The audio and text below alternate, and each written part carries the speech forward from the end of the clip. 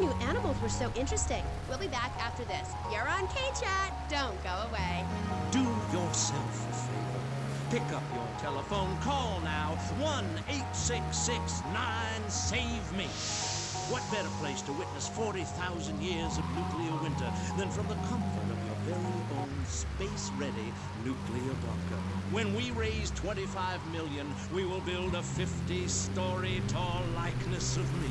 If we raise 300 million, the statue will rotate so I can look over this great city and cast an evil eye on degenerates. And when the imminent nuclear strike occurs, those who put faith into action with sufficiently generous contributions will join me inside the Pastor Richard Salvation statue as we blast into space.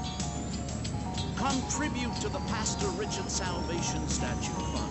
Pick up your telephone. Call now. 1-866-9-SAVE-ME.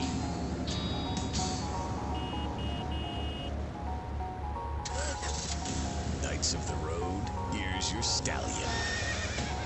The car for freedom. The car for hot excitement. The car for a man who is alone against the elements. The pride is back. It's the power of a compact. Fuel injected. By Batsu Thunder. On the toll road of life, you have to pay to prove you can. Live the emotion of an individual. The awesome power of nature distilled into one vehicle. Because after you get struck by lightning, there's thunder. The Batsu Thunder. Hello, welcome back to K-Chat. I'm a woman, so I know it's important to discuss feelings. That's why we don't have any male hosts on this station. People open up more to women. I was telling my girlfriend yesterday, if a woman were president, we'd nuke a country every 28 days. In these times of trouble, of international scary things that cause anxiety, people seek soul ice. Or is that solace? Oh my god. Some visit lady friends, others go to a bar, and a strange few talk to rocks. My next guest is the author of this book, I'm Lovin' the Coven. She sits on the board of the Vice City Renaissance Committee, Gethsemane. Welcome to the show. Hello, Amy. I brought you a crystal. Isn't it gorgeous? I guess so, if you're into shiny glass. I prefer lacy gloves. Amy, for many thousands of years, my people have been using crystals and gemstones to heal the sick. Take the crystal, and then when the night is enchanted, and the candles have been blown out, and the wind sings through the branches of the eucalyptus, hold up your arms and sing, all dewy, my sky sailing pregnant moon, the goddess. Pregnant moon? What are you talking about? Gethsemane? Gethsemane. Sorry, whatever. Do you even have a last name? My compost coven named me Gethsemane Starhawk Moonraker. Trust me, Amy, I'm quite accustomed to people persecuting us. It's been going on for thousands of years. Native Americans, they studied crystals. The ancient Chinese, Belgians, Superman, they all studied crystals. So why do you view it as so weird? Grab your crystal, hold it tight, and close your eyes. You will be transported back 35,000 years when the temperature of Europe began to drop. The tundra was teeming with animal life, and small groups of hunters followed the free-running reindeer. And there, under the magnolia tree, a woman breastfeeding a baby elk. Do you see it? It's nature. Ew, gross. You're one of those filthy hippies that thinks breastfeeding in public is okay? Well, it's not. There are bottles of milk at the store. Don't act like a cow. You really remind me of someone, by the way. See, Amy, you're putting the blinders of society on. We're all the same. I remind you of yourself, of every man and woman. No, not of them. They're trying to outlaw nature. If I'm in the park and a nice gentleman comes along, I should be able to breastfeed him. Pretty soon, everything natural will become illegal. It's really depressing. If I died right now, would I get buried by a female priestess in a cave, surrounded by my favorite tools and ornaments? No. There was a time when children were taught about their bodies, about the goddess lady of the mammoths, about the importance of the spiral dance clutching a bison horn under the crescent moon. At the Beat and Rob shop where I work, we have classes that teach the importance of eating wild plant shellfish and understanding ancient crop circles. Oh, I love lobster. Have you ever tried talking to one? Energy flows from everything, even a tractor. My mother, the moon, taught me how to trace ley lines with your bare feet in the dirt. Listen, you're very weird, and you smell like patchouli and compost, and I think you might have a shot at a boyfriend if you shaved and got some gel in your hair and put some clothes that fit or something. I mean, please. Did Joan of Arc shave? I was given this fascinating pamphlet called Caucasian Female Body Hair in American Culture. Amy, I love you like my sister, but honey, you've fallen prey to a sustained marketing assault that began in 1502 to convince women that underarm and leg hair was wrong. There's nothing more natural than this enormous bush I've got growing under each arm. Having hair is natural. What's the deal with Anglo-Saxons? I mean, go to England. The women there don't shave their underarms. It's really quite attractive.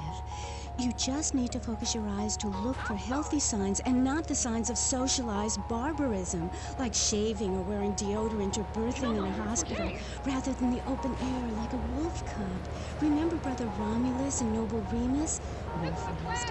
I find this really interesting. Not really, but I say this because I'm told to. I'll be back on K-Chat after these messages from our sponsors. It's 4:30 in the morning here at Farewell Ranch, and it's time to get up and work the old cows. Get up, you old! At Farewell Ranch, old people don't sit around stagnating, watching game shows and talking about the good old days, sinking into the grave in a urine-soaked mess. At Farewell Ranch, they sweat and toil until breaking point to keep that miserable contemplation of mortality at bay. Hell, at steering time, we'll work Grandpa so hard he'll wish he was dead. At the end of the day, he'll sit down in the bluegrass, eat a bowl of commemorative beans, and enjoy sing-alongs at one of our nightly funerals. It's the cowboy's code. Work hard, don't shower, and die in your boots. Right, Norm? My prostate. Farewell Ranch, the only way to ride into the sunset. It's the knife that saved America. If you like the film Exploder, you'll love this enormous commemorative survival knife. In the handle, you'll find all of the things you'll need in any wilderness, disaster situation, or the jungle of your backyard. It comes complete with fishing line, needle and thread for sewing gashes back together, and an incredibly useful and durable toothpick. Tim, go on without me. I got toffee-sucking tooth. It's okay, Ho Chi. Try this. For those unplanned extended stays in the jungle, there's a saw for building your own hut, toilet paper, and a fold-out woman for company, as well as a serrated blade that can kill a man before he can scream. That'll shut you Need a up. drink, The sweetheart? Exploder Don't worry Survival about Knife. It's the knife that saved America. Now it can save you. This knife killed 25,000 people in Cambodia. Now you can too. Whatever. I'd die if I didn't have sissy spreads and blocks. Germs are like so gross. Oh, hi, I'm Amy, and you're on K-Chat. Disseminate. I can't get over how familiar you are. Oh, right, Amy. I really hope you read my book. The mysteries of the absolute can never be explained. Mother Nature knows more than all of us. That's what keeps people coming back for more. People are turning into zombies. A roof separates you from the sunshine in the morning. A bed separates you from the loving earth at night. That's what's so great about learning these things. When you're no longer oppressed by the cultural pressures of making money or showering or wiping yourself after using a toilet, you can focus on the important things. Do you travel, Amy? Well, I've been up north to the theme park, and last week I went to the beach. No, really travel. My coven has been meeting every Thursday, Saturday to prepare for a grand coracle journey along the same route we took when our people came from Russia and Alaska along the Bering Strait. What's a coracle? Oh, is that like a Maibatsu? I prefer American cars. No. Coracle. Cora means Arabian gazelle, which we all know was the daughter of Zeus, and Kal means gather grass and sew it together. A coracle is a single-person rowing boat made of reeds and twigs from ancient Britain. There are so many wonderful things you can learn from the ancient Britons, Amy. like metallurgy and how to cauterize the wound when a bear has eaten your arm. Everyone used to have a coracle, Amy, even people who were scared of water.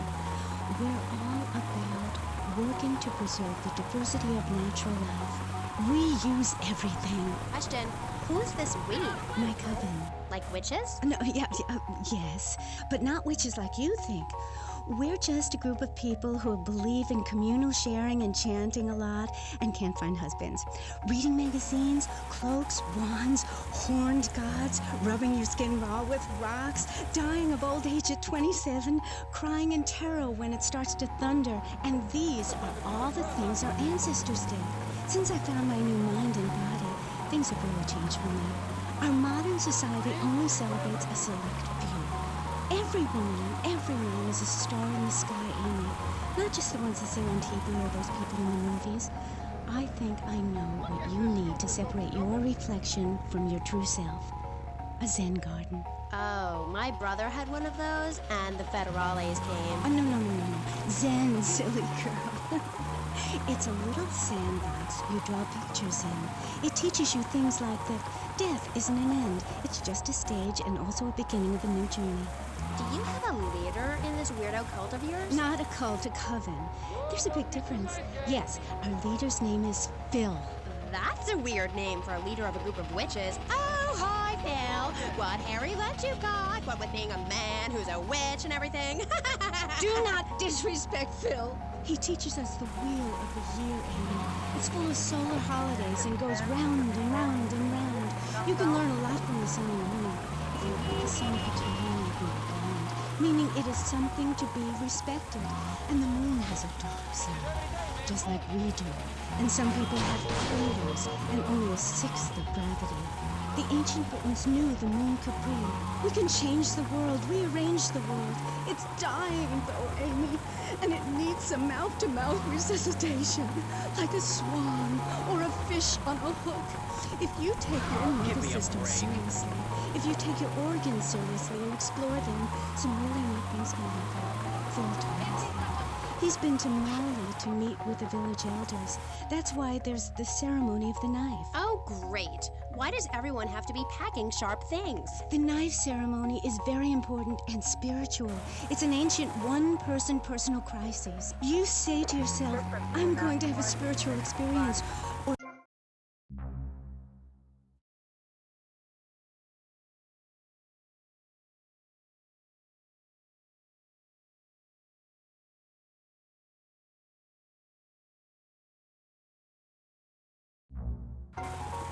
Weird, and you're just really gross. not until I tell people out there, become an internationalist. Learn oral traditions. Learn to respect life. Make war on machines. Marry your mother. Technology will enslave us. Buy my book. It's printed on bark. Okay. Let's take a quick call. Hello, you're on K-Chat. What's your name? Hey, it's Manuel from Front Island. I love the show. Yeah, I want to talk about technology enslaving us. You know that play, In the Future There Will Be Robots? Well, that's a true story. In the future, there will be robots. And I'm gonna hack them all. I'll make them say funny things. You know, I can move satellites around with computers. Computers are evil. The Luddites of ancient Britain know this. That's why they destroyed the computers that created things faster and more efficient and took their jobs. Oh, shut up. Computers aren't evil. It's the people that program the computers that are evil. That's a pretty big difference. I'm talking to you through a computer right now. In fact, I am a computer. Well, anything that can think faster than me is evil. Anything which doesn't dance or sing or cry or wear a smile. You create your own reality. We are like the dust in the wind. We are golden. We've got to get ourselves back to the garden. Okay. I know who you remind me of. My Aunt Susan. Oh, she was single too. I'm not single, Amy. I share my life with a number of valuable partners, and we commune with each other in a non-judgmental, expressive way. Old maid, my mom calls her. Anyway, let's go to the phones. You're on K-Chat. Yes, thank you. Yeah, that was great, really interesting. I'm British, you see. Like our ancient wood-wearing queen, Medusa. Medusa. No, I think actually it was Boadicea, but no, not really. I'm from Hampshire, you see. I'm here on business. A wanderer. Yes, I was wondering. You're a good witch, correct? Yes, a white witch. But you have a broom. Yes, it's ceremonial.